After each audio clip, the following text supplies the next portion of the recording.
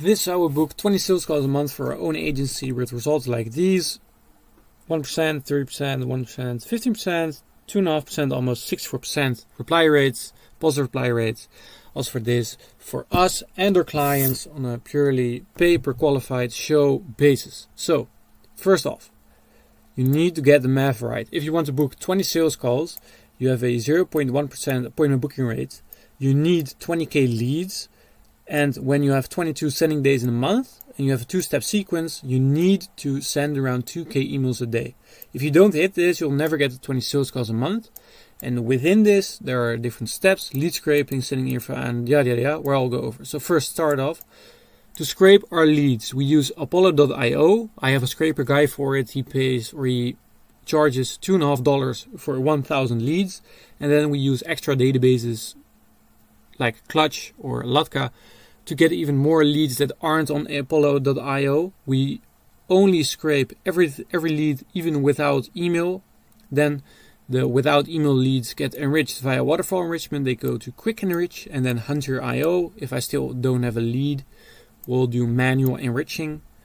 And then this is the enrichment method I talked about a few videos back. You can look it up. And then we have a lead counter to know when we're running out of leads, to scrape more in advance so we never run out of leads. And we'll recycle the leads every 3 to 4 months because they won't even know we reach out to them. So the email infra, how we do it is we use InboxKit, Zapmail, and premium inboxes to buy our inboxes. We use 3 so we're not dependent on 1. Then we use Spaceship domains because they're really cheap. I believe they're $9, top of my head. And then we have 3 inboxes per domain and 15 cents a day, which equals to 2k a day for 133 inboxes with 44 domains. And we use Google Workspace only because I've seen that Outlook and Azure have lower deliverability than Google Workspace. So how we enrich the leads is first we do an MX lookup to determine if the lead is a Microsoft or a Google Workspace domain lead. Then we scrape the company LinkedIn page and the website, and then we determine based on email copy what variables need to be enriched. For example, their ICP, a first line, and stuff like that. Then we'll use Supabase for the database. It's cheap/free. Currently, I only use Supabase, and then N8N to automate all this stuff. So it's actually cheap. This is local hosted or self-host. This cost me around $15 a month, and I have maybe 1 million executions per month. This is just due to me having bought a laptop where the screen is cracked, and I just hooked it up to a other screen, put it on, and then use AnyDesk to connect to it. So email copy. Most important part for Microsoft, we're going to use short 1-sentence emails because their spam filters are notorious for pushing through everything, and then we're going to send short 1-sentence emails like, hey, are you having XYZ problem? Hey, are you able to take on more clients? Hey, are you the head of marketing, for example? Once they reply, you're in for the whole domain, and then you can send emails to everybody without landing in spam. For the Google Workspace, we send emails like this. Hey David, I saw your LinkedIn recommendation from Daniel saying your digital marketing expertise drives profitability. I'm impressed. If I could connect you to 2 to 3 companies looking for SEO per week, would you be open to a short convo? If you don't pay, you don't get results. If we don't get the results, you don't pay. And then also tired of specific pain, we helped similar company get results. I'll do free valuable thing. Takes 15 minutes, you pay nothing. Does it sound appealing? And then we book them on a call. So if they positively reply from this, which is around 1%, which will positive reply out of 100 people we outreach to, we're going to send a follow-up with the actual stuff we need. And the most important thing is the speed to lead. This needs to be under 5 minutes. And you can do this with a N8N automation. I believe my average response rate is 3 minutes, 30 seconds. And then you're also going to send a connection request on LinkedIn. You're going to follow up rigorously. You're going to cold call them. You're going to cold WhatsApp them. You're going to cold SMS them and cold DM them if they don't respond. You'll follow up 8 times just to make sure that they actually see it. You're going to either stop when they say no, fuck off, or when they say yes, please book a call, or when they did book a call.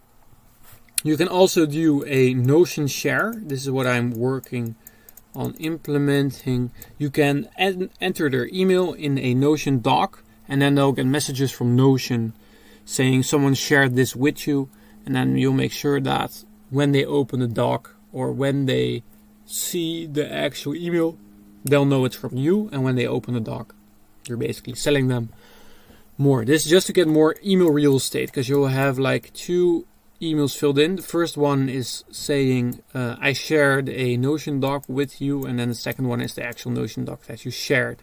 So you take up more real estate in their inbox. You can also do this with Dropbox. I figured out, but to be honest, I like Notion better. Please use a burner Gmail for this, because the chance you're going to get banned is really big with this method, because you're basically spamming people with emails from Notion. It's their no reply address, so when they respond to the Notion instead, they'll not deliver to your inbox. So then the deliverability, how we're going to solve our deliverability issues. If we have those, we're going to replace 50% of the inboxes each month to keep sending healthy. So every inbox only lives for 2 months. And then we're going to run a seed campaign at the 1 month mark to check how it's going in terms of deliverability. If it's very far off, we're going to stop them anyway on the first month, and then we're going to replace them with new inboxes. We do warm-ups for 3 weeks minimum. I rather have 4 weeks, but I use 3 weeks minimum just to make sure that they actually deliver, especially at the start. So for the A/B split testing, because the chance your first email copy will be the best one is 0%. So do not change more than 1 variable at a time. And I can't stress this enough how important this is. Do not change more than 1 variable at a time. So you only change the subject line, only change the CTA, only change the first line, only change the offer, only change the targeting. Then you need to push enough volume through. You can't send 500 emails per variant and expect that one variant is better than the other. It could just be random luck that one is better than the other. So a minimum of, let's say, 2,000 emails or 2,000 leads per variant would be best. Like the chance you're going to get head, tails, or head, tails, when you flip a coin, the odds of hitting this versus this is the same. You have the same chance of hitting this than this, even though this seems more random, but this is equally random as this. So I hope I drive the point home good enough. Do not change more than 1 variable and push enough volume through. That was the video. I hope you enjoyed. Bye bye.